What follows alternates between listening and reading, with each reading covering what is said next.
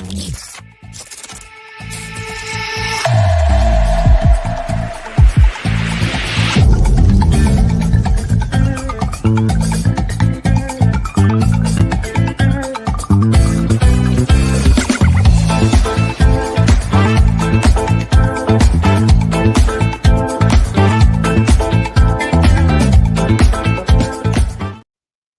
again, my friends, and you are my friends, and welcome to your live Talking Town. I'm, of course, your host, The Gov. Welcome one, welcome all. So, what have we got to talk about this afternoon? He says, well, we have got a 2-2 draw to talk about with West Brom. We'd like to have your thoughts, your feelings, all of that wonderful stuff. What are you thinking? What are you feeling? Don't forget, first of all, we are partnered with Match Bingo. Play Match Bingo, win cash prizes. Are you a sports enthusiast who loves football and cricket and wants to support the life-saving work without having fun and winning cash prizes? Look no further. Match Bingo is here. How you play is on your screen right now. And you, of course, while you play, support the wonderful work of the East Anglian Air Ambulance. By playing Match Bingo, you not only indulge in your passion for sport, but also contribute to the crucial work of the East Anglian Air Ambulance. And we're partnered with Stowmarket Osteopaths. Now, I did embarrass myself on the show yesterday. I got the phone number completely and utterly wrong. But give Freddie a call on 01449 613 633. I go there myself. Osteopath, physiotherapy, all of that absolute wonderful business. I use it for osteopath. Can't speak highly enough about it. Let's get a couple of comments. We've got Joe Pearson. Time for chat to be shown the bench, and probably Burns for Hutchinson as well.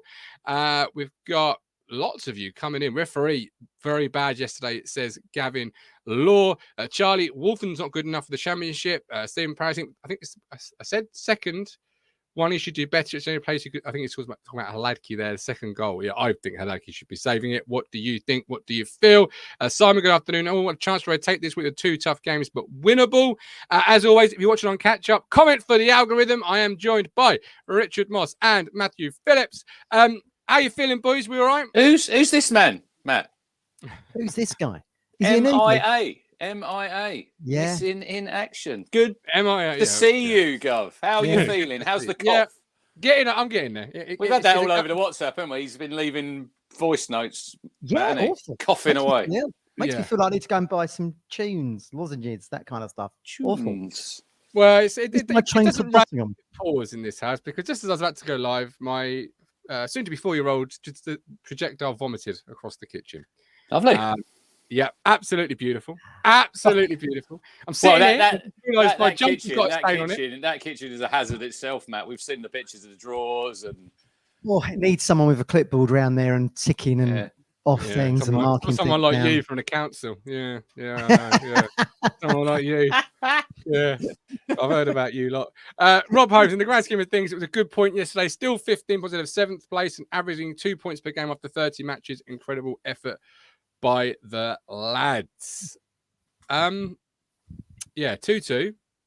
What? If we break it into 2 halves, obviously, because that's the game. First half, second half. First half. How did you think we were, Mr. Moss?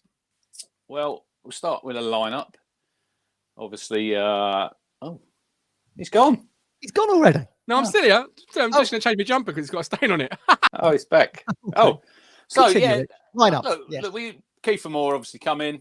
I think that wasn't a surprise, really, was it, Matt? Because obviously he came on that 45 last week, got the 2 goals. I think other than that, I know there was calls for Burgess to come back in the lineup. I wasn't surprised that he didn't play. And then if you read McKenna's thoughts afterwards, to be fair, Matt, he's not played a lot in the Asia Cup out in Australia.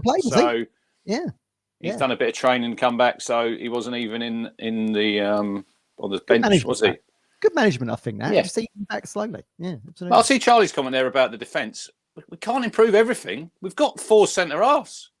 We've got the one for me. The interesting one is, and I know Matt's a big fan, isn't he, Gov? Axel Twanzebe. So it was all about when we got him, getting him up to speed, Matt, and getting him fit, and he'd play them games probably in the midweek and then drop out on a Saturday. But now, doesn't seem to be getting a look in, Martin. He's just sitting on the bench. And now you've got Burgess back in the fold, and I think he probably will come back in somewhere along the line. Will it be for Edmondson? Will it be for Wolf? Well, we'll get into it. You know, it's up in the air, isn't it? Really, when you think of, I see an interesting stat today about people panning Wolfie on the socials for the goal, because we'll come to this in a minute. As they should. That's only been the 5th time he's actually been dribbled past this season. So not just dribbled past. Some context there, but look, we'll get on to that in a minute. Start of the game, I thought we were poor. First 10 minutes, we could have been 1-0 down, Matt, within probably a minute when that Tom Fellows cut inside, had the right foot shot. Midfield again, I thought. Kieran said it, Matt and Martin, in his post-match interview. There was a couple of times in that first half they got through the midfield way too easy. They didn't make a tackle and then they're away. So it's an issue, the way we start games. We've been saying this for God knows how long. It's not going to change, is it? You're this far deep into the season. You're in deep waters as we're on the downside towards the end of the season. And it's just something we've not been able to eradicate. Although we didn't concede in the first 15 minutes yesterday. So I feel like that is a bonus. Was it 17? 18? We got through the first 15. We got through the first 15, but yeah, you're right. Yeah. But they're a quality team. And, as I was saying to you boys, I feel like Corberan's got us sussed a bit. Didn't lay a glove on them at the Hawthorns. And, did everyone expect them to maybe just sit back and let us attack them? But like you say, they was on the front foot from the off. And newsflash, they've got good players. They are 5th in the table. Yeah. Do you know what I mean? That Alex Mowatt's a good player. I think they got him from Barnsley, I think. Yeah, he was the Turkish lad next to him, Yoskulu. He was 5-6 million a few years back, playing in the Spanish leagues. Good. They're good. And what's his name? Asante, who people like us rich remember him from class of 92. Yeah, I remember him when he got his. I remember when he did it. Yeah, he was in that room looking over. Look, fair play to him. He's done wonders. Martin's a big fan of him. He was their best player group. I was surprised they took him off. To be fair, I was surprised when he made them 2 subs really early. We'll get on to Kieran's subs in a bit, but I was really surprised, Matt, that he made them subs really early after we'd obviously scored that goal just after half time. He took Fellows. I thought that Tom Fellows was excellent first half. I thought he was really good, and then he hauled him off about 9 minutes into the second half. But look, I know you say we're in deep waters, but we cannot keep starting games like this. Coming into the business end of the season, as we call it now, and it's probably I'm a realist. I know a lot of people will probably still think we can get second. I think the sooner we realise we're probably going to be playoffs. I know, Martin, you're like you still think possibly we could get second. We're not playing well enough at the minute. We're not losing games, but it's now is the time. Look at Leeds. They've won 6 on the bounce, Matt. That's probably when you look at our next 6 fixtures, they're all against lower half teams. This is the time, if we're going to stay right in the mix, Gov, that we need to be winning the majority of the next 6 fixtures. But they're not gimmies either, are they? No, they're not. But if you've got ambitions, and fans have still got ambitions of getting that second spot, we've got to win them games. But for me, I just look at it. I'm not saying we're playing terribly because we ain't losing games, but draws are not getting you anywhere now. And we need to get a run of wins together and get that form and get that confidence back up, because we all see it at the end of the game. Brilliant. The last 15 minutes, the confidence, we were just going for it. Whereas we never start a game like that. But a lot of them games early in the season when we played, boys, we scored the first goal. So then it obviously changes how the opposition play. And if you look yesterday, as far as West Brom, I was where we sit, we're at close quarters to that Corberan. I mean, he's literally like a jack in the box. But they got the goal, and I think we said it on Wednesday when we had Chris on. Brilliant show. And if no one's watched it yet, go and watch it. But we always said about the first goal would be crucial, and if they score it, we see at the Hawthorns how they nullified us. I think if you look at how they set up, I don't think Burns really had his best game, but I think that Connor Townsend on the left back, I thought he played him really well. I thought he didn't give him a kick. And sometimes you have to credit the opposition. And they're no mugs, like you said, Matt. They're a good side. They've got good players. They've got a good manager. Yeah, very good. This is the division we're in. This is the division we're in. And I said to you guys before we started on here, I know people are a little bit downcast. I'm driving home yesterday. I've got 5 Live on, and they said Shrewsbury has scored a late equaliser at Pride Park against Derby. And you think, well, hang on. We had that. We were in League One. Now we're in the Championship, and we're playing good teams. There's no gimmies in this league, and you have to work hard. And at the end of the day, we're disappointed we didn't win the game, but we should be so proud of the team that we've got and what we've done. We're hardly floundering around in the mid-table wilderness, are we, Gus? No, but you didn't accept that when we were. So why would you accept just happy to be here and make up the number? I'm not accepting it. I'm just saying I'm happy and I'm seeing you have to agree. There's been progress massively. We've made massive strides on and off the pitch, and it's all McKenna's still learning. The players are still learning. We're probably finding out now. We've probably still got League One players in certain positions, and we're probably going to find out maybe in the summer that look, I know the squad players, Martin, will go like your Bulls, your Jacksons, all them. But you're probably going to find that some of these players that we love at the minute, in the actual first team at the minute, the way you say about making your team and your squad better is they go onto the bench, and then you have players come in to replace them. And this is football, and this is what we have to accept. But at the minute, I think we're doing fantastically. And we are, and you can't dispute that. And I guess that comes into, like you said, about West Brom having good players, Matt, and they do have good players. And it's that difference. Like they're bringing on a John Swift from the bench, who exceptional player. And no disrespect to Marcus Harness, who's been very good for us. He isn't John Swift, is he? Agreed. No. I mean, look, Swift has kind of operated a bit higher than what Harness has. But I mean, look, Marcus Harness has been great for us. Where would we be without his 2 goals against Birmingham, for example, that came out from the bench?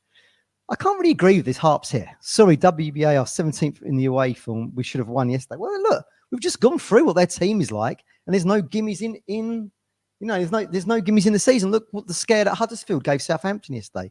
And that's actually the very difference between why we find ourselves dropped off from the top 2 and Southampton are now there. Because as Rich said, we've not had the personnel to turn draws to wins. So you're forever picking up in that 10-game spell.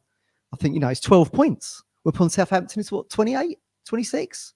I mean, that's why they've motored past us, because unfortunately, our lean spell, for whatever reason, has coincided with Hurst not being there. It's taken a while to get Big Kiefer in. Brilliant. We may get a second wind. But, West Brom are no mugs. They're 5th. And if, But we're no mugs. I don't like this attitude where West Brom they're not Barcelona. We're not mugs. They're West Bromwich Albion who are 5th. No, but we were we were League One last season, and we all, people with their feet firmly planted on the ground were thinking, well, what's going to be a good season? Me and Rich said somewhere between 8th, 10th, 12th, somewhere along those lines. And I don't think we've been punching above our weight, because I feel like we've deservedly beaten sides. I always think punching above your weight sounds like, you was a bit spawny, you're a bit lucky. Over a near 50 game season, 46 games, and here we are, 30 in, 60 points on the table. It's fantastic. But you do get these, it's the highs and the lows, and maybe we're coming out of a low, but certainly 10 games, 12 points ain't going to sustain you an automatic position. Why anyone would think that? That's nearly a quarter of the season. That's my take on it, really. Craig says this time last season we were about 7 points behind Wednesday. It's not over, but we need a very similar run back. We ain't playing. We ain't playing Forest Green and all that. You haven't got these gimme games, have you? Yeah, and obviously, Wednesday were very good last year, but there were no Southampton or Leeds. They blew up anyway. Yeah, exactly. They blew up themselves. I mean, we just happened to have a really friendly fixture list against, starting with Forest Green, who are probably going to go out of the Football League, bottom of League 2. You say they blew up. They did blow up, but they had injuries, which is what we've had to key players. They lost Windass and Byers in the space of a couple of days of each other. Yeah. And they dropped off dramatically because Windass and Byers were a huge part of how they operated last season. Yeah. And we've had that with Hurst. It's this run has coincided with losing just an influential player in how you play. And Kiefer Moore, we'll get onto him shortly, but he's not quite George Hurst. No one's George Hurst. So we've had the same issue Wednesday had. We've had an injury to a key aspect of the setup. You have to now come through it and manage it. And we haven't done it as such, but we didn't start well. Midfield got everyone as it can do against those stronger teams. We've got to be better. We've got to be better in midfield against these better teams, Martin. Because isn't that Stanley Thomas? Because he was causing so much issue with his. I said this on the Matchday show, Match Reaction. He was dropping into the hole, and when you drop into the hole, you cause 4 players to have big questions in their heads. Because Morsey and Lowen go, do they drop? Wolfie and Fred, do they go? And in the end, no one does anything. And he was getting so much space. We all said that when Albion started well and then we come back into the game a little bit. I want to know, Matt, what was on that note? What was on the note that was passed around all of their players? Well, if you watch it back and you see it on Sky, and then the captain's looking over, he's doing that saying 3 to Corberán. I can only presume it was their sandwich order for full time. 3 rounds of ham sandwiches, cheese and pickle. Literally corned passing beef. around everywhere, weren't they? All having a little read of it. Yeah. Is that allowed as a referee? Oh, of course it is. Yeah, there's nothing. There's no rules, is there? Saying you can't pass a note on them. I was interested to know where they would then store the note. Did it say "eat me" at the bottom? They eat it. Punched it. Do you put it into your sock, down your shin pad? You put it in your sock, wouldn't you? Or in your Yeah, interesting. I love all this cloak and dagger stuff in football. Like, just tell them. Like, the opposite man's not going to sit there and go, "Oh, they've done something, but I can't quite work out what." I mean, Kieran McKinnon's not a silly boy. Give him 5 minutes, he'd have worked it out. Like, I think what it actually was how many people they had pressing, wasn't it? I think they thought they were getting overrun and they brought someone back into one of the fullback positions, I think is what it was. But, you know, we did recover really well. We did recover really well from the opening start. But I want to talk about the goal, because the goal is important. Obviously, you concede first. And you mentioned the stat about Wolf being dribbled past. Yeah, it doesn't bear any relevance to me right now in this conversation, because for me, if you want to be a player... Were you fuming? I'm still a bit fuming. If you want to be a player that plays in the for me yesterday, that almost confirmed to me that I won't see Luke Wolford in the Premier League, and I might be wrong. But those there's a striker at Palace who would eat him alive for physicality. Like, he was thrown aside physicality too easily. Thing. Yeah, I mean, that's one as Rich says, that's one isolated incident in a game. But yes, when you look back on it, and we can only judge him on that, you know, that pattern of play. Yeah, the physicality of Wolfie was lacking now. I mean, he seemed to think that, well, the problem wasn't it? Was the ball from Vyman. Then when it bounces, you think Wolfie's probably going to try and head it out for a throw, because he's like me. He's built like me, isn't he, fellows? Like Will-O-the-Wisp, 9 stone soaking wet. That's what made it worse. That's why I'm still a little bit like, how has this happened? I'd call him wiry. I'd call him wiry. Wiry. Yeah, wiry. Yeah, very wiry. Wiry kid. Chris says he's going to play for England, fellows. We'll have to wait and see. I don't know if he's winding up. I just looked at his stats. He was on loan at Crawley last season, and he went, I think, 38 He's not Akin Fenwa, boys. But he treated Wolfie like he was. Well, he's got to clear everything out there, isn't he?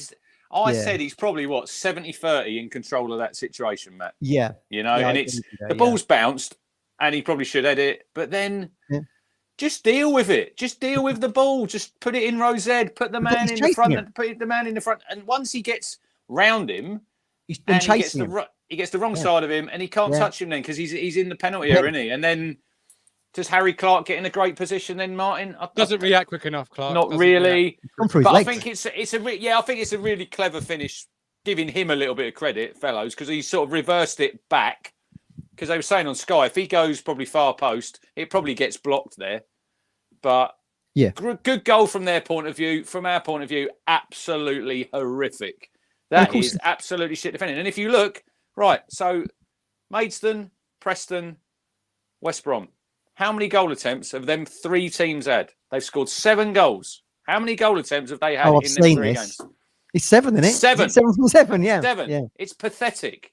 Yeah, well, it is pathetic. I think West Brom's. I was chatting to Chris this morning. I think West Brom's XG, your favourite stat, Martin, but I like it. The game yesterday was 0.4, and we've conceded 2, and then it was 0.65 at Preston, and we conceded 3. So I mean, it tells you everything. We do give away really silly goals, and we've said it before. I think even in League One, we used to say, didn't we, Rich? You don't have to work too hard against Ipswich to actually score, and they're cheap. They're cheap goals, aren't they? And they always are. And until we start improving that, and I think that's probably, personally, this is where I'll be looking to, like, in the summer, it all depends what division we're in, because if we go up, we're going to have to strengthen massively all over the pitch. If we stay in this league, defensively is an area where I think individually, right, we've got some good defenders. Yes, agreed. Individually. Yeah. But do we do enough as a team? Because like you said there, Martin, like Wolfenden, he should do better, but then does his mate help him out? Well, no, Clark doesn't react. And if you watch the clip back, Clark's not even sort of anticipating Wolfie getting beat. So he's not putting himself in position. It's all about like, we'll come on to the second goal. That's another goal that is avoidable, but there's a lot of things happen from that second goal, from the pass from Edmondson, which might not be a great pass, but that wasn't executed. But it's after that, we're not switched on enough. We're just a little bit lackadaisical in certain areas. And like we said last season, we're playing like against Forest Green, Accrington and Stanley. Some of them times, our centre halves would be we'd be all in their half, wouldn't we? We see it last season. We're so high up the pitch, but when you're playing against better opposition and better players, if you switch off just for a second, the ball's in the net. If we get to the Premier League, I mean, dread to think what a Premier League strike force would do to this defence. We would get absolutely crucified. But is this why the Championship though is such a a watchable? It's such a great league because as me and Chris were saying this morning, players make mistakes. I mean, you just have to accept it. I mean, I don't get this. We've seen it before. I don't get this sort of like robot perfection each time. Oh, he made a mistake. He made a mistake. The ref made a mistake. And I liked how the Preston referee said he made a mistake. Yeah, brilliant. After the show, isn't it? Thanks for that. But, yeah, brilliant. I guess I'm still old school. I'm still 1999, where my centre halves are Keown and Adams, and my fullbacks are Winterburn and Dixon. Where you ain't beating me for any. 1-0 to the Arsenal. The chant. 1-0 yeah, but you ain't beating me on physicality. Like you might beat me on speed, you might beat me on trickery. It's funny you say that about Keown. Being out physical, no to chance. Funny you say that about Keown, and I think if he was on, I was watching Matchday this morning. The second goal that Everton scored yesterday against City scored against Everton, and Haaland scored it, and I think it's the young lad Matt Braithwaite's the centre half, and Keown basically said, if I'm centre half there, he's giving him way too much space. Keown's right up his backside. This is our old school defence. Look, football's totally changed mind across the board, isn't it? Yeah. But don't we want defenders who can play? I get that, but they've still got to be able to do their job, and they have to be able to defend properly. In situations like that, just kick it in the stand and out for throwing, and then we all fall back and we get back into like position. You talk about anticipation though. I mean, look, even we're talking about Thomas Asante all over the pitch, pressing like Hurst does. Pretty well they took him off. He's about half the size of Hurst, but probably did the same yardage in terms of pressing us. But he comes, like you said, Martin. He comes deeper and hits the ball past Morsey, doesn't he? Morsey doesn't get off the ground. And then that gives it to Weimann, one of your favourites, Rich, and then that's the ball over the top. Yeah, we'll come on to Andy Weimann a bit later. He's not on my good list. It's not your Christmas card list. It's really difficult because I've bigged Wolfie up all season long. People have been saying, "Oh, you should put Axel and Burgess together." I've been saying Wolfie's been our best defender all year long, and he's one of my favourite players at the football club. I just didn't expect him to be beaten in that instances because he's won it. He's won it once, and then let him back in. Yeah, and then got robbed. But that's a symptom of Ipswich Town. Yeah, we've given the ball away on cheaply. Clark's out of position because we've given the ball away cheaply because he's obviously joining the attack. And then from there, we're just not anticipating enough. We're not quick enough. We're not thinking ahead enough. We're not simple as that for me. And then question mark the goalie for the first near post. The goalkeeper, no, because I think he's reversed it back through Clark's leg. I think not the first goal. We'll come on to the second goal, but. Look, all goals, if you look at them, guys, they're all avoidable, aren't they? They're all football. Like you said, Matt, football is a game of mistakes. And we're picking apart what should have happened. But realistically when the ball's played over the top, Wolfenden's so much in control of that situation, Matt, and Martin, just do your job. And it's avoidable. That's an avoidable goal again. What did McKenna say about? I've seen bits and bobs of his interviews. His hair was kind of sticking up, like bed hair. That I saw, but did he kind of reference that first goal? Disappointed as a group because he's a typical. Yeah, he said he did say they're disappointed, and he said they missed a couple of duels in the middle of the pitch, which I said earlier that they'd missed them tackles. And look, we're 1-0 down at home again, and we're thinking, oh bloody hell, here we go again. We are, aren't we? We are. But then we respond. We come back into the game. We respond really well, and this is what Ipswich Town's all about. And I think Earnshaw, by the way, whoever. Got very good on as a pundit. Excellent. Get him on more. Absolute great pundit. Because he said that last. Other than he wanted West Brom to win and played for Norwich. Yeah, but as he said, that last 20 minutes is what we're all about. That's Ipswich Town, and they're very good. And I've not heard a Sky pundit sort of speak about it as glowingly as Earnshaw. I didn't expect it to come from Robert Earnshaw, but it did, and we'll take it. But we responded really well, got ourselves back in the game, and then is it a symptom of where we are at the moment, where the ball falls 8 yards out, goals open, and we've all said all season long, if that ball falls in the 18-yard box, you want one man on it because you put your house, your mortgage, your marriage, everything on this man to score a goal. It was all up. Blazes it over the bar. Isn't that where we're at the moment in our run of form, Mr. Moss? Where the man you would have put your life savings on blazes it. I think if you watch before a game and a warm-up, and Connor does them, there's someone standing on the byline, he's literally firing balls in and he's whacking them into an empty net from 8 yards, 6 yards. I mean, look, like you said, Matt, they're not robots.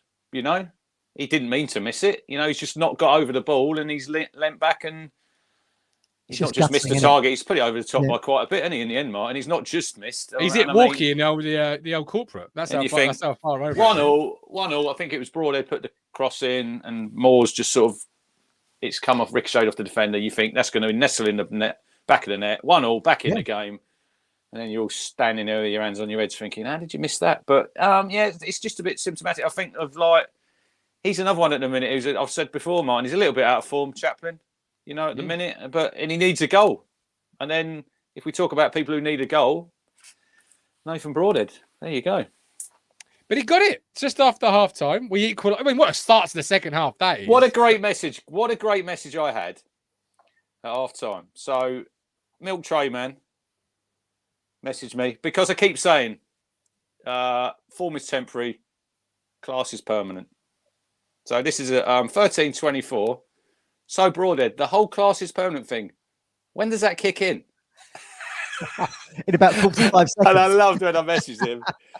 I just messaged him. I'm going to keep sending these with little crying faces. I mean, it was a great start, wasn't it? I think it was 44 seconds, wasn't it, Martin, into the second half? Yeah. Is it handball by Edmondson? Comes off his thumb. Well, I mean, how many times did they run it back on Sky? And he's like, Edmondson's got his palm of his hand on that. It's his thumb, isn't it? Just hits his thumb. I mean, how's anyone supposed to see that? It's ludicrous.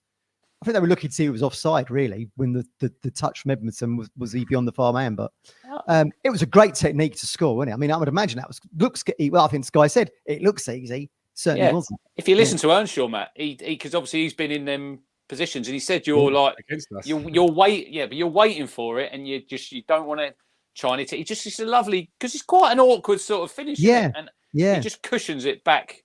Probably the only place he's going to score there, Martin, is right in the corner, literally by the side net. And the only way you can open your body. Yeah, it's the only way you can open your body. Great finish. And then obviously, look, that caught them on the hop, didn't it? Because they obviously made the change. I think that Carl Bartley, I think his calf had gone, and they'd obviously brought Chalabar on, and who nearly got himself sent off. My God, what was he doing? Yeah. He just didn't show up, did he? Yeah. And then in the end, was it Wallace had to drag him away? Like, because he was himself into a yellow. Right, so just quickly, talking about that Mr. yellow Coote. in there, and the first half with Mr. Coote, when Darnell Furlong is taking an absolute age. That Connor Townsend as well. They've both been doing it in the first half, obviously after they'd scored, but he goes to the captain. He goes to Jed Wallace, and why you just book the guy in the first place? If even Wallace goes. Yeah, that's what and then obviously he ends up booking him because he's got the ball. He's taking that throw in, isn't he? If you look at that one, Matt, right before half time, he's got the ball stuck up his t-shirt, drying it, but then he's pointing, isn't he, for an age. But the one over our side, that Connor Townsend, Gov, no word of a lie, he must have held onto that ball for 20 seconds. It was embarrassing. And I know people saying, oh, look, you're moaning about the officials again. And the officials, they didn't really have a lot of impact, I didn't think, on yesterday's game, unlike last week. But the first half there, we've all played football. If someone's going to let you get away with stuff, you're just going to keep pushing the boundaries as far as you can. And I mean, how was it only 2 minutes added on? In August, that'd have been a whole 45 minutes added on. I just couldn't believe it when into 2 minutes come up. But then it was what? 8? What was it at the end though? 8, and we played. Yeah, because you had DK who had that unfortunate injury. That was it. Wasn't because of time, but the time wasted in the 32nd minute. Can we? I mean, we've got as a football society, we've got to address this. This is embarrassing. Don't worry, because when the blue card comes in, if that comes in, you will see fucking that happening all the time. Because as soon as the team goes down to 10, they're going to look at that clock. What are we going to do? We're going to have a clock up on the scoreboard with the sin bin time counting down? Like they're doing the rugby. Yeah. You'll get 5v5 most of the time. What these teams going to do, Matt? They're just going to waste time. That surely isn't going to happen. That would just be ludicrous. Awful rule. They want to trial it in the early rounds of the cup, don't they? So would Morsey have gone in the sin bin for that foul in the first half, Gov, when he's tugged? No, because isn't it just descent and... Oh, well, no. Well, yeah, because it's cynical, isn't it? Yeah, it's cynical. He would have been, yeah. Yes, he would have been, yeah. He would have been, yeah. It's just a nonsense. But then how do you define cynical? I guess that's like a counter-attack, and obviously this is another thing there. If you look at that, we're really high up the pitch there again, Matt. No, And no attempt to play the ball, isn't it? And Fellows is probably, if he gets away from Morsey, he's probably going to have a good run towards goal. I know he's got quite a long way to run, but yeah, Morsey's nailed on to be. If the blue card comes in, he's the first recipient for Town, isn't he? 100%. King of cynical tackles. Yeah, I'm all for it. I love his cynical tackles. Like we needed that one yesterday. That's part of the game. That's a good tactical foul, and you take the yellow. Yeah, great. Why don't they just introduce a clock that stops when the ball's out of play? Like they do in any other sport, like American football, for example. Yeah, exactly. Yeah. Like, why don't we just they're buggering about a bit too much, aren't they? They're bugging about a bit too much. And look, as people tell you in the Premier League, they still haven't got VAR sorted properly yet. I mean, but like you say, get what you've got right, and we all see in the first half there, Martin, the time wasted. Get that right. Dish a few cards out. Bosh, bosh, bosh. Yeah, but you'd end up with 8v8. Rich, because that's what it takes though. A few referees to actually nail it, and then teams won't do it because they won't. Like a goalkeeper. It's like a goalkeeper. That Freddie Woodman last Saturday at Deepdale, 4 times he warned him. So we've all seen it. We've all watched enough football over the years when you'll see a goalkeeper get warned. He'll get warned, and what does the referee do? He books him about 2 minutes from the end when he's been doing it the whole half. What I want to see is do it at the start of the half. It's a yellow if you're time wasting. And then if you do it again, Gov, give him another yellow. Yeah, but as I said on last night's match reaction show, do you want to be that referee on the 10 o'clock news? Yeah, I agree. That sent off 4 players for time wasting. Until then, people will take the piss. They will continue to take the piss, which West Brom did in the first half. And look, do I blame them? Not really. If that's their game plan and they're away from home, and you're 1-0 up, you'll take the sting out of the game. It is gamesmanship. It is gamesmanship. But if the referee's not clamping down on it, people are going to continue to do it. You'd only ever see them clamping down on it right at the start of the season, like you've said before, Rich. The 13 minutes added at the Stadium of Light. We haven't seen that since, have we? You have to be at the start of a campaign, I feel. Another thing, Gov. Another thing. How many people were allowed in the technical area at the start of the season? Because this is right. Fuming about this. Fuck, mate. Right, we had a camera, so now I get an email every home game when we're on Sky because there's a camera down right near where we sit. So yeah, they're bad enough. Every time there's a corner or anything, there's 4 of the fuckers in their bloody technical area. And another thing, their coach, I don't know if you see him, their guys are warming up, Gov, down by the North Stand. Did you see him? One of their staff. 2 times the referee let him stroll along the touchline. Off he went, like on a Sunday morning having a walk, to go and chat with his subs. And he's come back. About 5 minutes later, he's done it again. Then he comes back, and then the 4th official comes marching out. They're like school teachers, them 4th officials. I see him. He's like coming down there with his notepad, and he tells him off. I'm thinking, we're all shouting at him, get in your fucking box. Get back in there. I mean, the referee, they've got no control. He had no control yesterday in that first half. You could hear by the crowd's reaction. But let's hope. Apparently, the best thing yesterday, and I didn't see it, when they started chanting Sky TV. Oh, the cameraman. The cameraman was fucking mouthing it. Yeah. He probably had the umpire with the early alarm call, I should imagine. But by the same token, though, you think back to the mistake the linesman made last week. Mr. Mannering. Unacceptable, that is. Was unacceptable. At least the lineup, we'll get to it in a minute. At least the lineup was from the handball. Lancashire FA. Lancashire FA just playing against Preston, who just happened to be from Lancashire. I can't be getting people coming out and saying sorry when they've made mistakes. Just keep your mouth shut because you make it worse. Make it worse. You could have seen it. But at least this line was more switched on than last week's for the handball anyway. Very good spot. Yeah, that was a great. But it looks that we'll talk. It's out of sync, but we'll talk about it. So Andrea Weimann punches the ball into the net. So was a big fan of his. I was a big fan. When it looks easier to header the ball, yeah, it does. Yeah, than to punch the ball. What did Chris think of that, Matt? What did Chris think? He can work it out. Did you think he was going to collide with the goalpost? Yeah, I think that's the only thing I think there, Martin. He's not that brave, and he thinks he's going to take one for a team, son. It's a goal. Just nod it in. What's what I'm saying? You got to dive for 3 points. It's like Phil Babb that time. Do you remember when Phil Babb was playing for Liverpool and he cleared that one off the line and literally slid right into the goalpost between his legs? I mean, it was a great header on from DK, wasn't it? That was his first touch. Yeah. Look, shout out to him. And I know Gov will probably at the time, we're all having a mental, leave him on the fucking pitch, he's not injured. It's like sobbing. Yeah, I felt really sorry for him. I did feel really sorry for him because he's had some dreadful injuries, hasn't he? But what I did like is Town did not give the ball back. Yes. Right. Yes. This is an There we unwritten go. rule. This is an unwritten rule that you don't have to give it back. And look, the ball, it's It is continued. gentlemanly. It's gentlemanly. yeah. We've played on. The ball's in their box. Jed Wallace just launches it over to where you. So he's obviously kicking it out, but we haven't stopped playing. We're well within our rights there to continue to play because that. And the thing is, it's bitten them. I would love for Town to score their mind. I really would, because there would have been an absolute stink then. Carnu vibe. They were fuming. Arsenal, they were Sheffield obviously United. fuming. And how long did it take for play to restart? About 4 minutes. Yeah, That's why Shadowbar, I think, was sort of losing. Oh, it was all going off. The West Brom players weren't happy because obviously the foul happens. Wallace kicks the ball out. He points to his teammate, making out, I'll kick the ball out because we've got a player down. And then Connor Chaplin tells Clark, no. He says, F-U-C-K, fuck that. Don't give it back. No.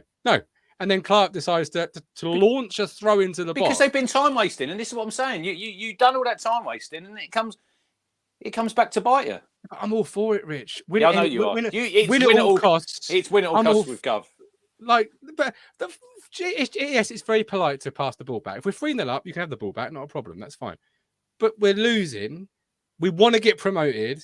There's millions at stake. Actually, it was 1-1 at the time. We weren't losing. 1-1, fine. Regardless, wait, we ain't winning. We're losing in my book. We're trying to get 3 points. Get on with it. Yeah. Win the game. They want to kick it out. Let them kick it out. That ain't my not law of the game, is it? It's just a kind of. Is it just a sporting conduct? It's sports, but yeah. And they're free, sort of looking at them, going, "Well, I can't make them." Yeah, exactly. I literally can't make them give it ball back to. But then he give a foul almost instantly. The guy behind me, Stuart, shout out Stuart. He predicted that. He said, "You know what'll happen here? The throw-in will come in, and the ref will give a free because he's killed it straight away, isn't he?" Yeah. But I don't know what the foul was for. Probably nothing. There you go. You know what I mean? But there we go. So it's 1-1. We're getting ourselves back in the game. We're getting a foothold. Substitutions are made. Now I've got quite an issue with the substitutions yesterday, particularly the last one. But we'll get to that when we get to that. I'll start with it now. We're about to take a corner. You've got 2 minutes left on the clock. Why are we taking Leif Davis off at any point, let alone when we're about to take a corner? Unless he's got a serious injury, he maybe got. I don't know why he done that. I don't know, but his corners yesterday were pretty pony. Let's be honest. But you only needed one. Rick. For better delivery. Well, we scored from a corner. Second goal. Yeah, I thought Humphrey's done all right when he came on. I thought he was only on 10 minutes, but I thought he kept the ball really well. And maybe that is going forward next season. If Davis goes, that might be your replacement there. You're giving him a little bit of experience in that final set. No, I don't know. It was a bit strange. I do agree with that. I agree. And as I said yesterday, take the idea, bin it, and then take the idea before a corner, take the bin and set fire to it because it's awful. Just awful. Full stop. There's no defending it. So first two subs were Chaplin and Burns. Again, chasing goals. I would leave Chaplin on the pitch until he literally can't run anymore. But didn't think he played very well. I know what you're saying. Yeah, but you have to trust your players coming on, and we've got firepower off the bench. I think we've scored the most. Our subs have scored the most goals in the division this season. True. No, that's true. That is true. And I don't. Harvey's just been good from the bench as well. As I said earlier, Birmingham being just one of them. And I know people said Wes didn't have a good game. Look, Hutchinson does give you something different. There might be a case for Hutchinson maybe starts at Millwall, but I've seen Hutchinson start games this season. He's not effective, as when he comes on. So this is where people are losing the plot, I think, because they expect Amari to start games with the same impact that he's having when he's coming off the bench in the second half. We've already said the first half we ain't switched on enough. Second half, as we saw against Preston yesterday, it's like you said, Rich. It's the Alamo, and he sinks beautifully into that. But we don't start the games like that. But I mean, look, like you say, impact from the bench, brilliant, really good to see. I think he's better off the bench. Tired legs at fullback. Yeah, I agree. Yeah, pace to burn. You just see fullback sort of wilt when he comes on the field because they know he's fast. They know it's 70 minutes on the clock or whatever it is. They got tired. They don't want to be, and then they start dropping because they start giving extra yards where they don't need to because they anticipate getting burnt on the speed, and that's probably why he's better off the bench than he is at starting, because the players are not as fresh. But I had a lot of time for Hutch yesterday. I thought he was phenomenal when he came on. Really, for a left back that was in command, I thought he really did well. It's a different problem, isn't it? It's a different problem because if you look at Wes is all right-footed, isn't he? He goes on the outside, whereas Amari comes in, doesn't he, on his left foot, Gov. So there's that. He's got. Look, Amari's come from a Premier League club. This is his first season, obviously, in senior football, and I think he's made really, really big steps. I think he really has, and I think that was his 4th goal yesterday, 3rd in the league, crucial time as well. Be a big miss next season, then, won't he? He's not. But there's another. That we'll come on to this later, probably in the season but we're going to have to fill that hole, as you saw me. And so this is a little bit of a problem when you do sign loan players that. Especially they're there for the season. They're there for the season. But hopefully there'll be other players that we can tap up anyway. But look, we're in the game, aren't we? And then, another shocking goal given away. So Fridge passes it into Harness, who he doesn't react sort of quick enough for me. But it's a bad pass. Either way, you can try and square blame wherever you want to square blame at home. It's up to you. Then John Swift, who's a very good player, and it isn't a thunderbolt, but it isn't sort of a Tim Flowers Blackburn daisy cutter where it goes over his shoulder from Collingwood. That was his own fault, because that's where he marked the middle of the 6-yard box. That was so just.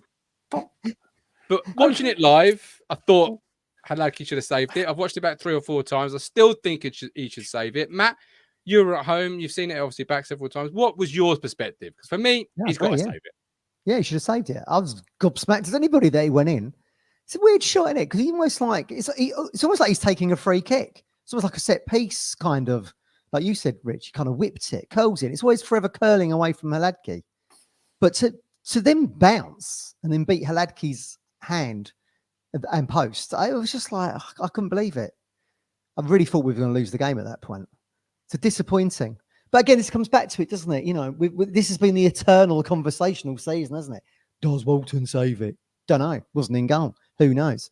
But, for what Haladki may not have in terms of shot stopping that Walton brings you, I certainly think our patterns of play all start with Haladki. And, what you like we said, what you lose with Hurst in the press, you're probably going to gain in a bit more firepower with more. What you lose in shot stopping with Walton not being there, you gain in kind of like that sweeper keeper from Haladki. But, I think any keeper looking at that back today will think, shit, I should have saved that. And as gutted as we were, he's probably just as gutted himself. He doesn't be letting that in, does he? Well, no, 1-1. And he probably is disappointed. But I played in goal, but by all means, not to a standard of Haladki, and I never will do. 30,000 on television. Absolutely, mate. Yeah, only on FIFA. Only on FIFA. But for me, Rich, it's his feet. He's not moved his feet quick enough. They're like in treacle. If he's on his toes and he takes a step, I spoke to Hawks last night. I said, he's messaged Loach, who he's good mates with. I said, ask Scott he said, if you're at the top end of the championship, you would expect your goalkeeper to save that. And I think that's fair point. Well, I see it live, and I thought it was literally out the blue, wasn't it? It was literally out the blue. Yeah. He just took a pot shot. Yeah, and it's gone in, and I see it again, and I've watched it, and I'm thinking, I was a bit 50-50, but I've watched it probably so many times now, and I'm thinking he's got to save that. And I think, is there a little bit of a danger now? Yeah, brilliant with his feet, but we've got a goalkeeper here who's not very good with his hands, boys. Am I being too harsh? I think that's harsh. I think that's harsh, personally. But there's more than one instance now this happening. Where he's not moved his feet and he's gambled. Like other times, like the Leicester goal, the first Leicester goal when we played him at home, he's gambled there. I still think the Jack Clark goal against Sunderland, he takes a step to his left and gambles. I thought yesterday was it's a crucial stage in the game as well. You expect your keeper there. It's a pretty routine save, I think, Gov, if he moves his feet there. I don't think it's a hard save. Well, that's what I thought. It's not a thunderbolt, is it? But I do agree with Charlie. I agree with Charlie there. That it was really it's avoidable because we've given the ball away. I think it's not the greatest pass from Fridge. I think Harness isn't really reacted that quick enough, but there's still time there to get everyone back in, and something's got to be done to block the shot, because every goal you look, I said earlier, every goal you look at, there's mistakes everywhere, but you would expect a top class Championship goalkeeper. Here's a question to save that. Should Wolfenden not have headed it away? He actually moves his head out of the way, doesn't he? If you watch it back from the from behind the goal. But then again, last week we could say Edmondson shouldn't stick his leg out, and then it deflects in the net. So I'm just Brenner and Mick Mills were saying there was a deflection on it. I'm thinking it wasn't. you need to get your eyes tested, you two, because it's not a deflection. Well, they are up in there. They are up in the heavens, aren't they? In the I'm sure they have a screen. Must have a screen. I'm just thinking to it from the point of view, as Charlie rightly says, there should not give him that room, too much room to shoot. He ain't, like you said, Mike. He ain't. It's not. You know, he's not. It's not a thunder bastard, is it? No. He's kind of told it. I feel like Wolfenden could have headed that. Did he feel like, you know, we've seen before with Burgess, it hit him on the head and go in the opposite direction or whatever? I'm not sure. Perhaps he didn't know where he was in relation to the goal in the box. Not sure. But it felt like to me, Wolfie certainly glanced away out of it. And whether he got a shout, I don't know. It felt live sitting there, like it was a routine. It was a shot that just he not quite hit it as right as he wanted to, and I expected Hallecky just to sort of catch it and then immediately get on with the play. Does it skip up a little bit, guys, off the turf? Like you mean is the turf too wet? Is that I'm just really saying the question you're asking me? Skids on. Is that really the question you're asking me? Is the turf? Because you know my answer about that turf. You know my answer. Well, the pitch. I looked at that pitch today and I thought, I'm looking at this pitch now and I see Preston's last week. Oh, did we watch Sheffield Wednesday on Friday night? Yeah, that's because you're in '96, though, isn't it? Hillsborough, what a shithole there. Oh, but yeah, your goalkeeper should save it. No shadow of a doubt. Here's a question for you then. You mentioned about Hallecky, are you being harsh? The chat will respond and the chat will let you know what they think in terms of are you being harsh or not. But is the lack of contract something to be read into? Not really. No? Good point. Well, he's not thinking about how many readies he's going to get when he's going to die. No. In terms of how the club are viewing next year onwards. Yeah, it's a good point. With the goalkeeping situation, because I expected back in January, December, for there to be. How old is Hallecky? Is he 31? 30. He's older than that. 32, I want to say, or 30. But either way, early 30s. But I expected a contract 33 way before now. There you go. What's he going to get if he gets a new contract? 1 year, 2 years, maximum. Yeah, it's a good point. I mean, I don't know, interesting one, that isn't it? Yeah. Are the club looking at? I mean, and they might announce one tomorrow and make this whole point ridiculously stupid. But I expected a contract already. Is there something to be read into that? Me too. Possibly. Really possibly. I think either way. I think Walton departs in the summer because I think he needs to go and play first team football, and obviously he's not getting a look in at the minute. And I know a lot of people think he should probably come back in. I don't think he will. If it was down to me, you know, that was a really good shot from Morsey, by the way, Rob. That was an absolute screamer. If it's down for me, I'm probably going to keep Hallecky, but I'm going to look to upgrade. If you want to be at the top end of the championship, you've got to be. I want a younger goalkeeper, Matt, who's good with his hands and good with his feet. And it might cost 2 or 3 million, maybe more. But there's a lad at Plymouth, and Mike's gone on about him before. Cooper is an outstanding goalkeeper, and he's a better goalkeeper than Hallecky. Yeah, now, and it's obviously a key position Palmer, on the pitch. For you? West Brom's Palmer? We'll get onto him in a minute. I thought he was all right. Look, we'll get onto the save. We'll get onto the save. I've told you what you said about Palmer. That was a fantastic save, that one at the end from Al Hamadi. I think that's a better save than a lot of people thought. He's gone one-handed there. He's a good goalkeeper. Look, there's good goalkeepers around. Hallecky, look, he's not going to get more than a 2-year contract. And you get a younger goalkeeper? You've got Slicker.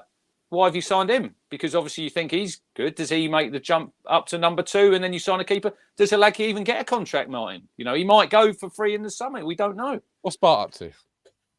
Sitting on the bench. Not playing today for Millwall. They lost 2-1 to Coventry, by the way. He's on the bench. 2-1. Yeah, he'd be saving that shot yesterday, that's for sure. But there we go. But there was the rumour of Hallecky and Celtic, wasn't there? And I don't know whether or not Celtic have strengthened in the window around the keeper. They've got Joe Hart in, by the way. Not a bad goalkeeper. Yeah. It's weird that. I mean, look, it goes back to my usual bugbear. Has anyone bothered to ask in the media? By the way, Hallecky, you know, arguably player of the season for a lot of fans, including Matt Phillips of Chelmsford, getting a new contract? Or they told not to ask? I don't know. That seems like a new... Is he your player of the year, is he, Matt? Is he your player of the year if you voted now? Well, Hallecky? Yeah, he would be, yeah. But he's another one, and I think, I don't want to sound too harsh, but he's another one whose form's dipped. Everybody's form's dipped, really. Since the Hurst injury, it's not just... I think that is a big part of our team, Martin, obviously went. But you can't say Hurst is affected Ladkey.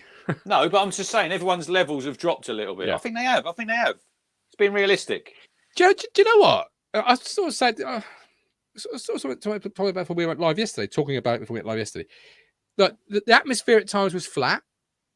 And do you feel we've lost this air of invincibility that we came into the season? Because we got promoted, obviously, went on that massive run, got ourselves second, got promoted. And we came into the season with this euphoric invincibility, both fans and players, that we are untouchable. We are really sensationally good. But yesterday, it felt that we'd lost that. We felt fragile, not as a team, but as a fan base. I just think it's confidence. It's the big M, isn't it? Yeah, lost fragile. The big M. We've lost momentum. I'd hardly say it's fragile when we've lost 4 games all season. No, but the atmosphere where we're it's a 12:30 kickoff. It's a 12:30 kickoff. Atmospheres are all flat anyway. They are. People get too caught up in atmospheres. They do. I've said this to you. I went to Leicester the other week. The atmosphere was shit. He was even moaning the other week about walking away, the Leicester manager, because they're moaning and they're fucking 11 points clear at the top of the league. So this is, you can't keep blaming atmosphere and all that shit. Kieran referenced it at the end. He thought the fans were great. I thought they're brilliant, the fans yesterday. I didn't think it was like home manager says home fans are great. I mean, there's a headline in it. I mean, it's a shock. That is. What are you expecting though? Bundesliga style ultras with flares. I don't know. It felt different. Pretty good. To how it felt in October, September, August, where we all felt. You're on the crest of the wave, then, aren't you? Did anyone that wave's crashed? We were invincible going into the championship, though. No, we didn't even win League One, by the way. No, we didn't. I take that back. I think we did. I think we felt very confident about the group that we had, and we're still confident in it. Still confident about the group. It didn't feel it at times yesterday. That's what I'm saying. It didn't feel. You've got 12 points from 10 games. Yeah, so I'm right. So there has been that crash of momentum where we've now got to pick ourselves up. I'd agree with that, and re-establish ourselves. That's what I'm saying. Agreed. Yeah, I'd agree. I think it's confidence, and I think the late goal there, I think that gives us massive confidence. I think if we'd have lost that game yesterday, I thought that'd have been really harsh, Matt. I think that'd been really harsh on Town. Yeah, it would have been. When I looked at them stats, and what was it? 65% possession, 35 West Brom, 21 goal attempts for us, 5 for them. But I looked at them, and I don't think we've done enough over the whole 90 plus, what was it? It was 100 minutes. I don't think we've done enough. And I think people will probably look at them last 10 minutes and think we should have won the game then. Yeah, I get that. But the game's over the whole length of however many minutes you play. We didn't do enough in the first half. No, we didn't do enough to win the game, you know. And we keep making individual errors, Martin, and giving goals away. And like we say, if you look at that stat, the last 3 games, you've conceded 7 goals from 7 chances. What does that tell you? And one of them games was against a non-league team. Yeah, we can forget about that. I've forgotten about it already. Don't everyone talk about Maidstone or Maidenhead ever again, because they both get clashed into each other. I constantly thought about, was it Maidenhead or Maidstone that beat you? Doesn't matter which one it was. Move it on quickly. I want about 2 players before we leave. No link today, but we are back tomorrow at 8 p.m. There will be a link. So you can come on the show and have your say then. Obviously, there's not normally a Monday show, so that's why there's no link today. There's a link tomorrow. We'll look ahead to Millwall tomorrow as well, so do join us then. Not us 3. How many tickets have you done? Nearly 3,000. So we've got that stand behind the goal again. We normally only have top tier there, but we've got the bottom as well. Love it. But I want to talk about two things. First of all, Ali being one of them, and your thoughts on him. But first of all, a lot of chat. This is just a question that comes to my head because there's a lot of chat in the comments about Harry Clark defending, etc., and pros and the cons, and is he having a good season? Do you feel the football club did enough in the window to support the fullbacks? Because you've got Harry Clark at right back. If he went down injured in the first 5 minutes yesterday, you've got Axel Twenzabi. After that, you've got nothing. Left-hand side, you've got a young lad in Cameron Humphreys, who might be very good, but he's still a young lad and isn't an actual left-back. Did they do enough in the windows to support it? Because we still don't know really what's happening with Brandon Williams. We know he's supposed to be coming back, etc. It'd be this week, would it not? But with a player managing an Achilles injury, which we know Clark is, was enough done in the window for either of you to support that position? We can't have... That's your typical football fan. You always want one more player. I thought we'd done some really good business. Look, Brandon Williams. It's a great window. We don't really want to talk about him because probably you can put 2 and 2 together. And personally, I think we've supported the player, which I think is good. In another way, I think we probably should have cut ties, and I would probably have signed another fullback, Martin, who's reliable, who is here and now, and you can play now because Brandon will come back, and we don't know where he's at with his fitness. So it might be injured, isn't he? And then has some illness. So it might be 2 or 3 weeks before he's up to speed. And before you know it, these games will run out quickly now. I said this at this stage last season. You've got 3 months of the season left, Matt. Before you know it, 16 games. You're playing the next 2 Saturday, Tuesdays. You're down to 12 games before you know it. So what value are you going to get out of Brandon Williams? Look, we all hope he comes back. We all hope he comes back the player he was in September, October, because I think we could all agree he was excellent then. No one knows. I think Harry Clark's had a decent season. I think he's had a decent season. Is he perfect? No, he's not. Yeah. No, he's not perfect. He still makes mistakes. He's still a young player learning in this league. This is why these players, they're playing in the Championship, Matt, because if they're perfect, they'd be playing at a higher level. They're not perfect, but I think Harry's had a decent season. There was a couple of times yesterday go over your side. I think his crossing leaves a little bit to be desired because he's stuck him in the stand. But I thought he had a decent game yesterday. And I thought he was good. I mean, I struggled to think who would have been a man of the match yesterday. Certainly, his energy was fantastic, and you could maybe point a finger on the first goal and stuff. But there's no getting away that his energy was great, and that's what you want to see. I mean, like Sky was saying, this is the hometown kid. Used to watch from the stands, blah blah blah. Now he plays for Town. He's the embodiment of that. You see that in his play, and I thought he did well. I think he did well yesterday, considering the starting point was this Achilles injury, which is really difficult to get over. That's what they think DK's got, by the way, the Achilles on his left ankle. But look, they brought Lewis Travis in, didn't they? We know he can be a backup option at a fullback. And then Twanzebe maybe. Look, who knows? Look, we don't know what's been going on with Brandon Williams. Who knows how close we were to actually signing another fullback, and then you get the heads up from United. Well, they were obviously after that Marvin Johnson, weren't we? From but he's not the future, is it? Wednesday. No, I watched him Friday. He would have been a decent, I think, backup player to Leif Davis. I think he knows the division. Look, we didn't sign him, and we've just got to getting back to Harry Clark and how we are. I think one thing you'll see about us, and you only got to look at the reaction, guys, of the West Brom players in there. We are as fit as a fucking flea, aren't we? We keep going. Look, Gov, we've watched enough Town over the years to know a lot of these games have been down at Portman Road and away. Last 20 minutes, the game's over. We're behind. We're never going to get back in the game. You think you might as well just go home because it's writings on the wall. But with this lot, look at the amount of late goals that we keep scoring, and we keep going to the well. Look, we give ourselves a mountain to climb in a lot of these games, and we still keep getting points. Who does it remind you of? Who does it remind you of? Far career at Norwich, doesn't it? Yeah, I did say that. Like when they won the league that season, the amount of late goals that they scored. And look, we got one late. I mean, if we'd have scored the winner there, Gov, that Al Hamadi shot goes in. I mean, the roof would have come off that stadium. It was like the Alamo, wasn't it? That last 10 minutes, there was the one where the ball was Kiefer was on the floor, Chalobah was laying on the floor. They're all just kicking it. I mean, that was like bloody under 10s football, that was. But it was a brilliant finish, and it just, for me, it epitomised what the Championship's all about. We all want to get to the Premier League, I get that, but I've got a mate who supports Leeds, and when he was in the Premier League, he said, I can't wait to get back in the Championship because it's such a good league. It's a brilliant league, and it's unpredictable. You look at Southampton yesterday, Matt. If you'd have been a Huddersfield fan, you said, we're going to score 3 goals today. You think you get something out of the game. But 3 points, we didn't win the game. We didn't lose the game, and hopefully we can use that positivity into Millwall on Wednesday. And I think there'll be a few changes there. I think you spoke about, I think Travis plays Tuesday. I didn't think Luongo had his greatest game yesterday. I thought he was a bit off it. I think with the fitness, sorry, Matt, just to say about Clark and Williams. I think with what you were saying there with the fitness is what you were sort of saying there when you 2 and 2 together, because you got lack of games through injury and illness with Williams. You've got the fitness of the squad, which is as high, and McKenna would expect that from any player coming in to be at that level. So you got the games running out, the injury and the illness. So when you put those two things together, it's going to be a real tricky situation for Williams, Matt, because you're going to have to hit the ground running or have no games left to get yourself up to speed. Yeah, absolutely. I mean, I totally agree with that. That's going to be very difficult for him to do that. I think he's just going to be an option from the bench when he returns. And they did say 10 to 14 days, didn't they?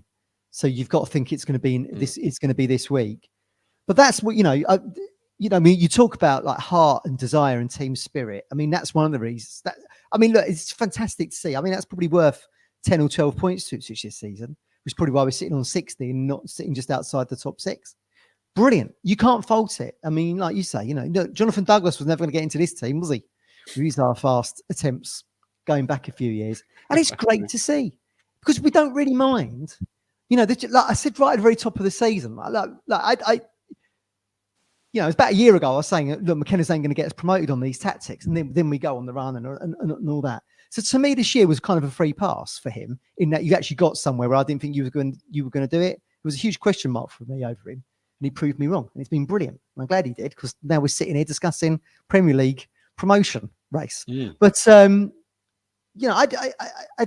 just think the embodiment that he's got of, the fitness levels, never say die attitude, that can really that can take you a long way. And who knows? I mean, look, we seem to have a friendlier fixture list, right, coming up than what we've had since Christmas. But look, we've said earlier, there's no gimmies. But certainly, let's see. We regroup again on for Millwall away on Wednesday and see where it takes us. But they'll never say die. This lot, they never say die. That's why we're so invested in it, Matt, as well. You know, because we never know when we're beaten, and we're probably going to need this going into maybe a playoff game. You need a late goal. Absolutely. They keep going right to the end. And you can look, everyone makes mistakes and they're human. You can give them a bit of a leeway because they leave it all out on that pitch. They really do. And it's brilliant to see. We should be proud of what we've achieved so far. And I know Gov wants more, and we all want more, but we got 60 points. We've been spoiled base, haven't we? For 20 years under Evans or whatever it was, or since we got relegated from the Premier League, treading water. And, it was really frustrating, wasn't it? And then here we are. We all thought maybe we'd be around mid-table. Realistically, we said earlier, didn't we? Maybe around mid-table, maybe knocking on the door of playoffs if McKenna had another good season. And bloody hell, we are 30 games, 60 points, 2 points per game average. We've been spoiled. And then when it does drop off, people get disappointed. But we are going to be in the playoffs. I mean, we'd have to be a huge, run of, draws and defeats to not get in there. And then you're playing tournament football. But that's when you need. That's when you need going into that. You've got to finish the season strongly. We don't want to just when under McCarthy there, Martin, when we just basically we fell in at the last because of Reading beating Derby, and then we played Norwich, and look, we done quite well in them 2 games. I don't think there was anyone who really thought that we were going to beat them. You never know. You never know what happens if Berra the Braveheart, as Matt calls him, didn't handball that one. Yeah. But I think we're more than capable if we get in the playoffs. We know this team. We know what they can offer. We're more than capable of giving a really good account of ourselves. And you just have to remember, when you're in them playoffs, you're 3 decent results away from getting to the Premier League, And we might come up against a West Brom in the playoffs. It'll be a bit lively. Whoever we get in the playoffs, I just hope that we can get a run of wins now to just keep the pressure on Southampton and Leeds. Let's not just fall away with a whimper and let them go off into the sunset. Let's make them work hard. And if they do, whoever gets second or third or whatever, let's make them work hard for it. Let's just fall away. And I don't think McKenna, he won't let that. He won't let that because he wants to keep improving. He wants to keep improving because, and we haven't even spoken about him today, McKenna being linked to Palace, and that. But we should just enjoy Kieran and we should just enjoy this team, live in the moment. Yeah, and a player that might be sort of vital as we head into the playoff season is Ali, who obviously came on yesterday. What were your 2 thoughts on him, Matt? I'll start with you, Rich. You can go up to Matt. What are your thoughts on that? Yeah, really good. Yeah, you can see why you could see why they've brought him in. I mean, he's sort of he already seems to be reading the game really well, even though he's playing in the Championship, coming off the bench in the Championship rather than playing League 2. You can see why he's got something like, was it 17 goals this season? I think there was the ball from the right. I think Palmer gets a hand to it. I mean, if he hadn't taken it in, he was tapping it in. He'd read it perfectly. I mean, like you say, he's got the shot that Palmer done well to save. Brilliant. I mean, look, he's one for the future. But I mean, look, who knows what kind of cameo he might have from the bench? And he could have scored against Preston. Could have scored again yesterday. So I mean, look, there's cult hero status brewing here. I feel. it feels like he's going to come from the bench, and who knows, it might be at the Den on Wednesday. But yeah, really, it's looking to be a really good signing, and you know, he seems to have grabbed the opportunity with both hands because he ain't been shy in shooting, has he? In the 2 games we've seen him.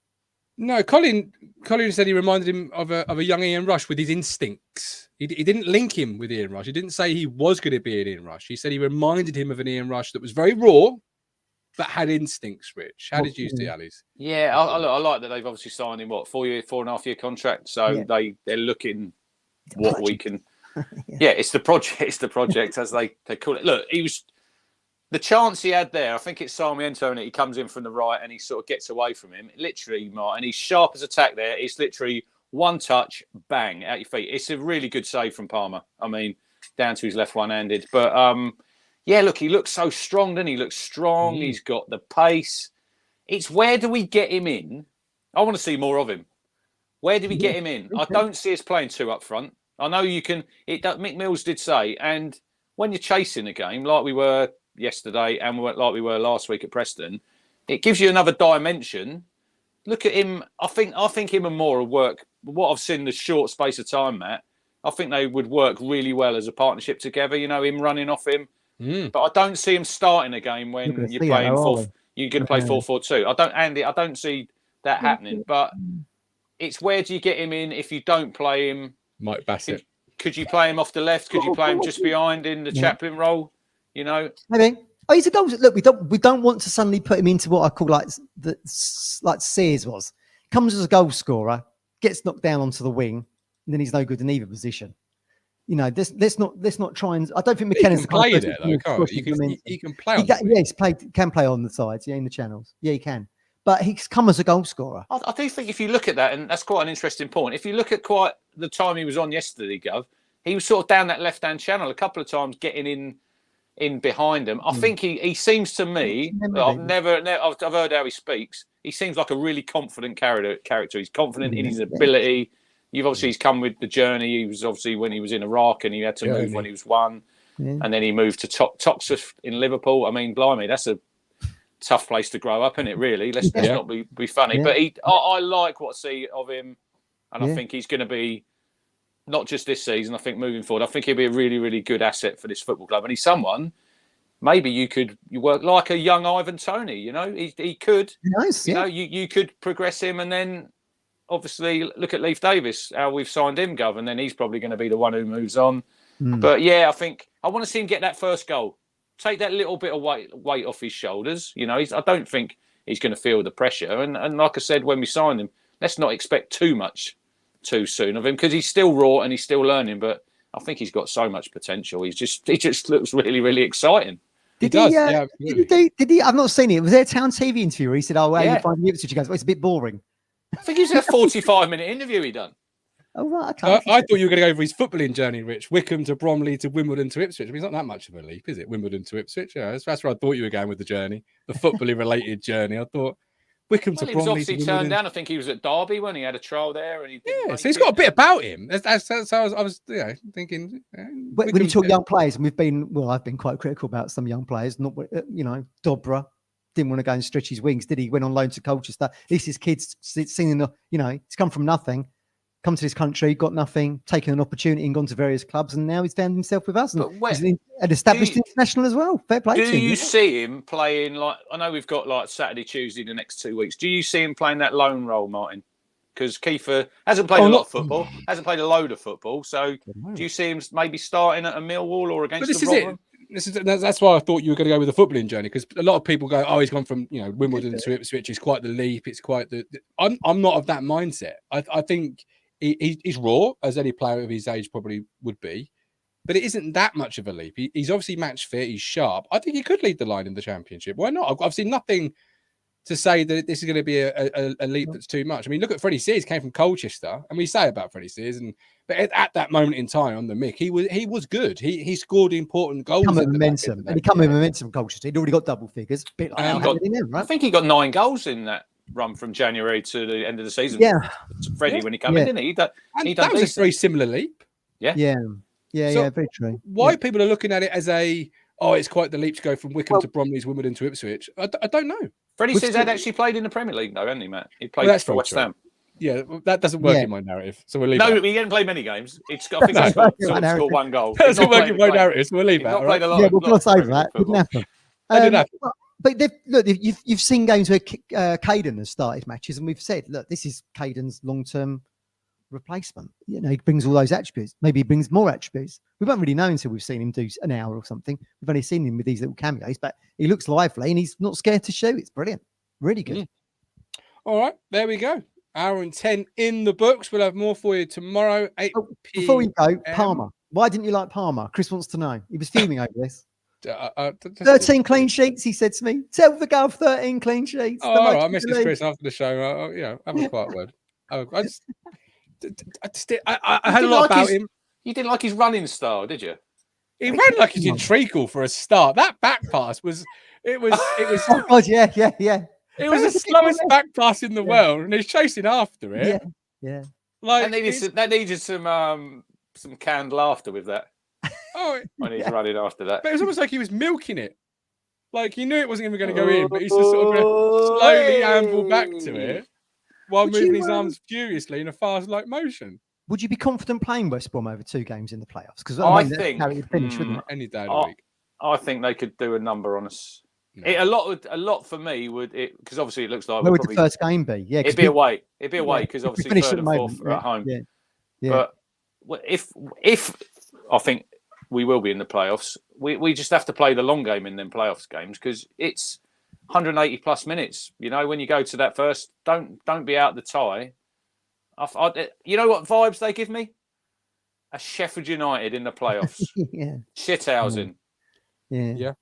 Possibly so. Maybe. But look, we've got a They're lot good. of football between them then the end of the season anyway. Yeah. So starting on Wednesday, we need that win, don't we? We need to go to the Den and we really need to go there and put in a performance and score 2 or 3 goals. And They took the lead today, didn't they? lost 2-1. Hadji Wright got, I think, a couple of quick goals. He's obviously trying to. We had the guy on from Millwall, didn't we? When I think they got Edwards in, and he said they obviously wanted to change their style. They've got that Tanganga from Spurs playing for them. Good loan signing. And So, the lad who got linked as well from Burnley. Yeah. The Irish kid. Can't remember his it's name, going to be it'd be a hard game. You know you go to Millwall, what you get in there. You know it's intimidating atmosphere. But look, 3,000 town going to be there on Valentine's night, Gov. We'll be at the Den. We'll be at the Den, and hopefully we can get a win and start a run. Because what is it? It's 3 wins. I know it's 1 win in 9, or you could say 3 wins in 11. Depends what side of the fence you sit. But we really need to. We need at a minimum, I think, out of these next 2 away games, Matt, 4 points. Yeah.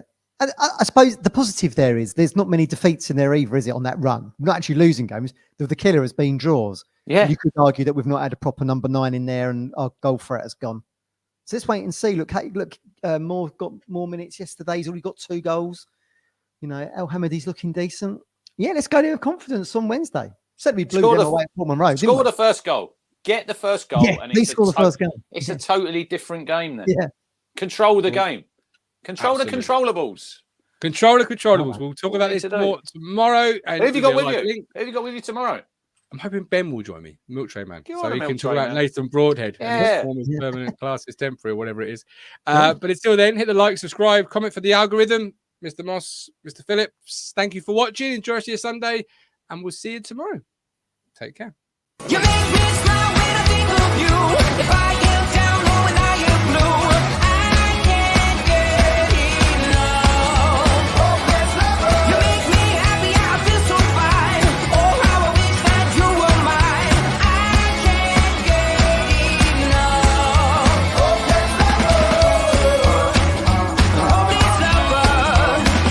I woke up all soaked in sweat, weird chills running down my neck. I felt went crazy from just the thought of you. A long